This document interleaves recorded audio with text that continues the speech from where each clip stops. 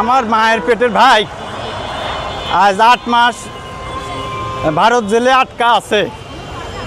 তার কোনো খোঁজ খবর নেই। এই কিছুদিন আগে তার খবর পেলাম যে সে ভারত জেলে আটকা আছে, তে চেন্নাই জেলে আছে। তে আমাদের দাবি একটাই যে আমার ভাই যেন মুক্তি হয়ে বাংলাদেশে ফিরে আসে। কার প্রতারণার শিকার হয়ে কার সাথে গেছে এটা আমরা জানি না, অনেক দিন খোঁজ নেই তার। হঠাৎ করে শোনা গেল যে ভারত জেলে আছে। এখন অ্যাপসের মাধ্যমে কথা, ওখান থেকে ফোন দিলে পরে শুনি 5-7 মিনিট কথা বলার পরে সে ফোনটা কেটে যায়। আমরা ফোন দিলে সে ফোন রিসিভ হয় না। এইভাবে দিন চলতেছে। আর ফোন দিলেই খালি কান্নাকাটি করে যে আমরা খাবার পাই না, এটা পাই না, সেটা পাই না।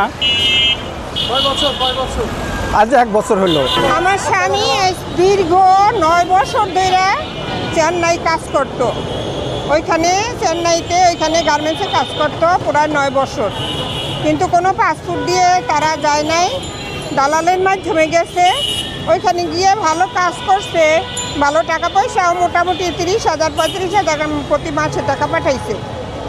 এমন আজকে 1.5 বছর ধরে ও জেলে আটকা আছে, অনেক কষ্টে আছে।